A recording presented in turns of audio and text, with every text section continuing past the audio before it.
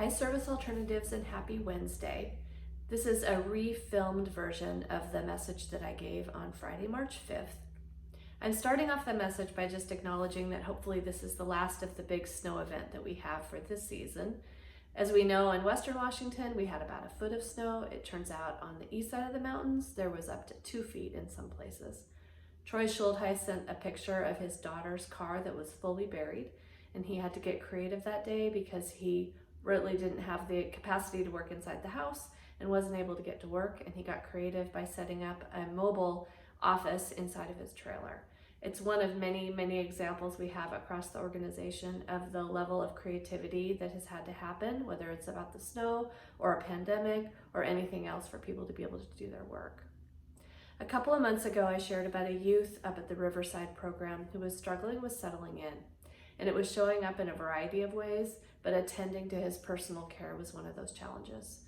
The program has just had some recent good breakthrough with him. He previously had only wanted his mom to support him with his showers, but one particular staff was able to build relationship with him in such a way that he allowed the staff person to start showering him. Oftentimes that's the way it starts. It often starts with somebody settling into a program, one relationship at a time. And I love this story because it really represents the amount of progress and the length of progress and how slow progress can be for some individuals that we support.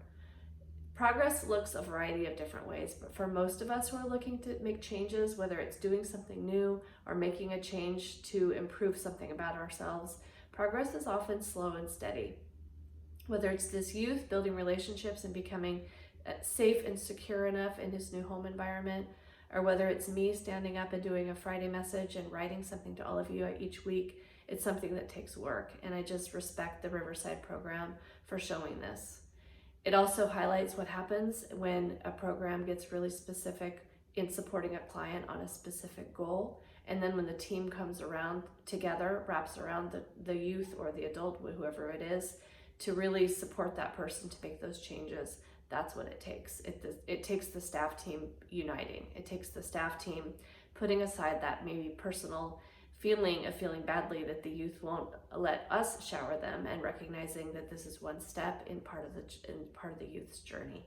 So I just really appreciate that story for a variety of reasons.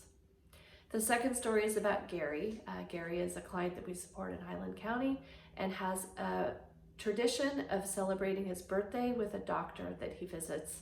He schedules his doctor's appointment on his birthday. And this doctor and his team really helped Gary celebrate his birthday well. Lisa took him there, they sang to Gary, and Gary joined in. And as Lisa said, that was a priceless moment. He got a birthday gift, and after he left the doctor's appointment, it was celebrated so well there in the community. Lisa supported Gary to get soda and pizza and take it back to his housemates. It's such an example of what we mean by community integration. It's a great example of a community participating in our clients' lives, and it happens in so many ways, but I really respect this doctor and his office for celebrating with Gary in such a meaningful way. The last story is about Modu and the Northgate North City teams, who recently had a really strong QA. Modu and his team had really been working on making some improvements with quality assurance, which every program should be doing at all times in order to get to a level of excellence and sustain it. But they made some really great progress and just had QAs of 90%, over 90% for both client files and the environmental QA. I want to congratulate the Northgate and North City teams for the great work on that. And then lastly, I don't know how many of you know, but there are a variety of days and months that get celebrated in meaningful ways. In February, we celebrated Black History Month. In March, there are a variety of days. International Women's Day was this last week. There's National Peanut Butter Lovers Day, which I didn't even know about. But the other important day that we just celebrated last Friday is Employee Appreciation Day.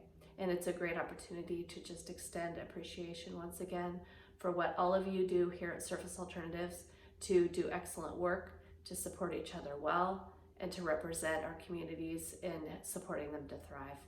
Thanks to all of you for everything that you do to make Service Alternatives who we are. Bye-bye.